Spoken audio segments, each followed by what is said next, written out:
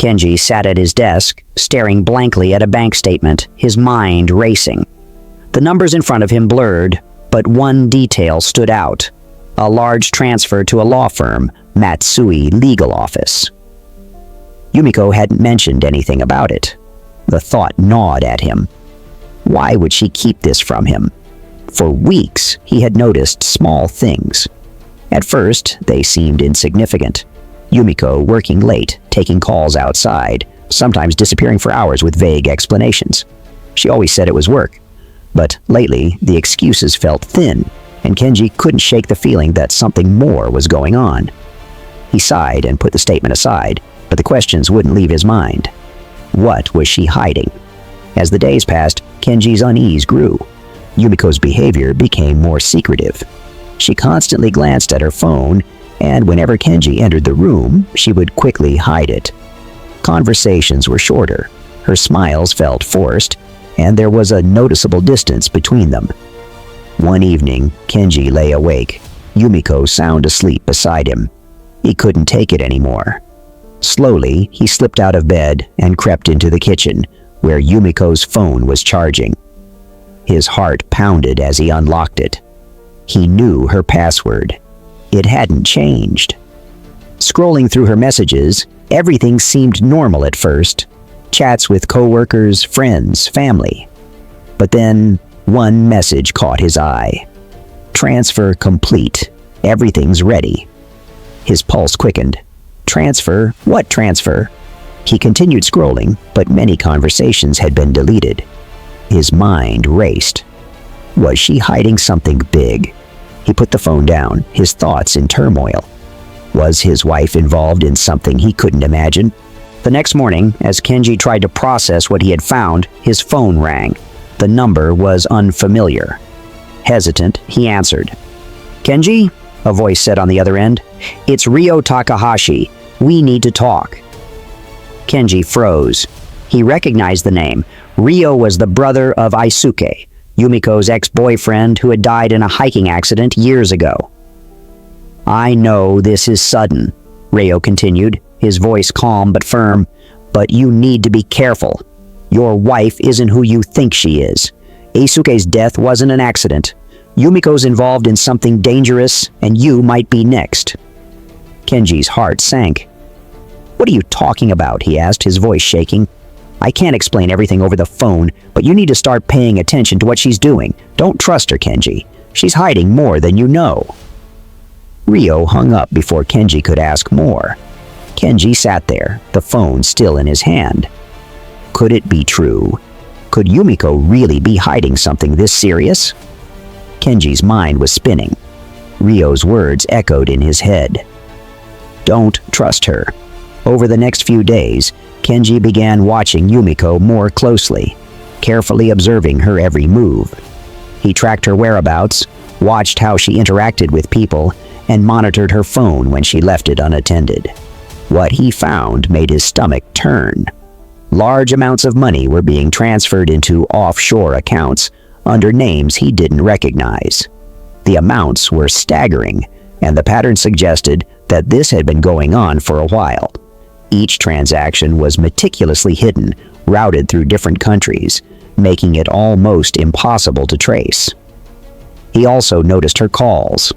Late at night, Yumiko would slip out onto the balcony to make quiet phone calls. When Kenji asked her about them, she brushed him off. "Just work," she'd say, but her tone was distant and her explanations felt rehearsed. One evening, Kenji followed her.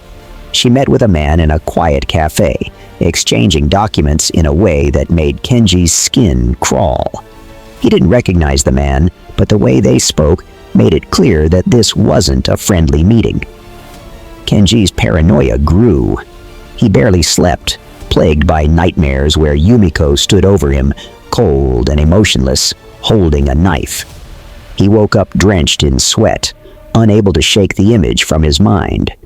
Yumiko suggested a trip to Hokkaido soon after. "We need a break," she said, with a smile that didn't reach her eyes. "Just you and me. Let's get away for a few days." Kenji's gut twisted. Hokkaido? remote, isolated, far from anyone who could help. It felt like a trap. He agreed to go, but in his mind he was already planning for the worst. The trip started innocently enough. Yumiko was cheerful, almost too cheerful, and Kenji couldn't relax. Every moment felt like it could be the last time he'd see her true intentions. On the second day, Yumiko suggested they take a hike up a mountain trail. "It'll be beautiful up there," she said, her voice light, almost carefree. Kenji's heart pounded as they walked the narrow path. His eyes darted around, looking for anything that seemed out of place. But it was just the two of them, surrounded by the quiet wilderness. As they reached the edge of a cliff, Kenji couldn't take it anymore. The tension was unbearable. He turned to face her, his voice trembling. "What are you hiding from me, Yumiko? What's going on with the money, the secret phone calls? Why are we here?" Yumiko's expression shifted. She looked at him for a long moment, and then, to his surprise, she sighed deeply and sat down on a nearby rock. "I didn't want to tell you like this," she said quietly, her voice heavy with emotion. "But you deserve to know the truth." Kenji stood frozen, unsure of what was coming next. Yumiko began to speak, her words slow and deliberate. Years ago, she had been involved in a financial scheme with Eisuke. It had started as something small, something they thought they could control. But the deeper they got into it, the more dangerous it became. Eisuke had wanted to leave the life behind, to go straight and build a future with Yumiko. But Ryo wouldn't let him. Ryo had relied on Eisuke's cooperation, and when Eisuke tried to back out, Ryo killed him in a fit of rage during a hike. He had staged the accident to make it look like a tragedy, and Yumiko had been living in fear ever since. Ryo had been blackmailing her, forcing her to move money through hidden accounts, using her financial skills to cover up his crimes. The large transfers Kenji had found were part of her plan to escape Ryo's control. She had been trying to gather enough money to disappear, to take Kenji with her and start a new life far from Ryo's reach. Yumiko's voice broke as she finished. "I didn't want you to find out like this. I've been trying to protect you." Before Kenji could process everything, a rustling sound came from behind them. Kenji turned to see Ryo stepping out of the trees, his face twisted with anger. "Yumiko," he growled, his voice cold. "You weren't supposed to tell him." Kenji's blood ran cold. Ryo had followed them to Hokkaido. He had known all along. Ryo stepped closer, his eyes fixed on Yumiko. "You thought you could get away from me? You thought you could just run?" Kenji's heart raced as he moved to stand between Yumiko and Ryo. "Stay away from her," he said, his voice shaking but determined. Ryo smirked. "You don't understand, do you, Kenji? She's been lying to you this whole time. She's as much a part of this as I am." Kenji's mind spun. Who was telling the truth? Was Yumiko really innocent, or had she played him all along?